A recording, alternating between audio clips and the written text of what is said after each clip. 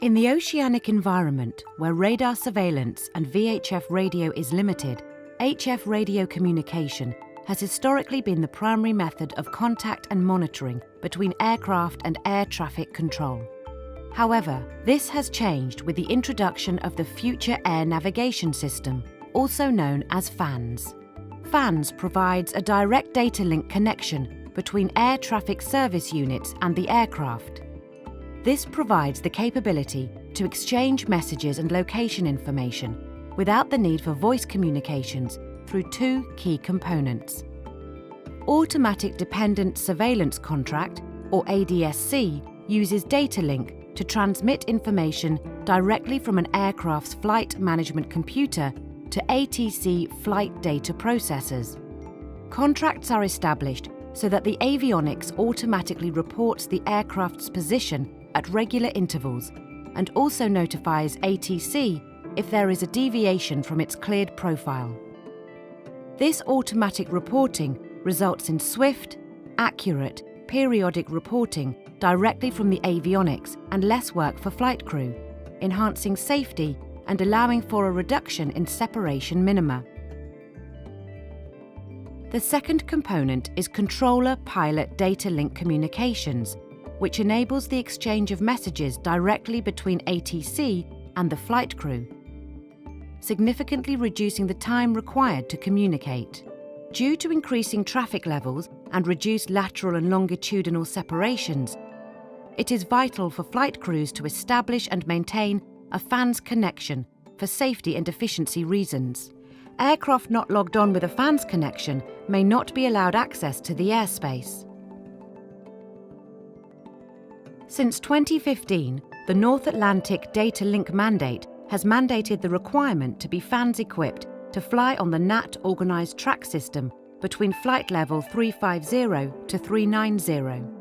In December 2017, the mandate expanded, making it mandatory for all flights to be FANS-equipped throughout the NAT, from flight level 350 to 390, except for New York East OCA or within airspace where an ATS surveillance service is provided and north of 80 North. A further vertical expansion in 2020 will include all levels from flight level 290 and above. A data link connection is required between 10 and 25 minutes prior to entering the NAT to enable the required ADSC contracts and CPDLC connections to be established. If the flight crew has an established connection with a domestic air traffic centre prior to oceanic entry, there should be an automatic transfer to the oceanic centre. The flight crew will not be required to manually log on to the oceanic centre unless instructed to do so by ATC. If no data link connection exists prior to oceanic entry, the flight crew must manually log on directly to the oceanic unit between 10 to 25 minutes before the oceanic entry point. The log-on process requires the aircraft registration, flight number, and 4-letter FANS identifier. If any of these are incorrect, the flight will be unable to establish the required data link connection. The air traffic unit the aircraft is currently communicating with is known as the Current Data Authority. The subsequent unit is designated prior to transfer of control and is known as the Next Data Authority.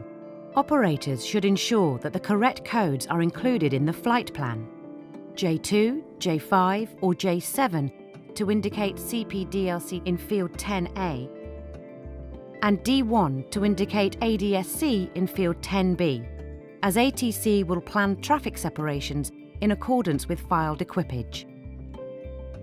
In the event of data link connectivity issues, Oceanic Air Traffic Service units will request flight crews to disconnect CPDLC and to log on to the appropriate unit. This instruction may be sent even though it may appear to the flight crew that the data link connection is operating correctly. This can be used to resolve a connectivity issue identified by the ground system, such as failed transfer to the correct CDA. The flight crew should immediately notify ATC of any aircraft data link issues. With the expanding use of data link globally to enhance safety and the increasing application of performance-based separations, it is extremely important that data link connections are established and maintained in a timely manner, much in the same way VHF communications are established in continental airspace. Failed data link connections cause significant workload to ATC and are likely to result in reclearances to less optimal profiles. Further information on operational data link procedures to be followed can be found in the Global Data Link Manual, known as the GOLD. These procedures are intended to facilitate the uniform application of standards and recommended practices. Chapter 4 of the GOLD is intended to assist operators in the development of appropriate procedures, documentation, and training programs that ensure flight crews are knowledgeable in data link operations. Information can also be found in the NAT Ops Bulletin on data link.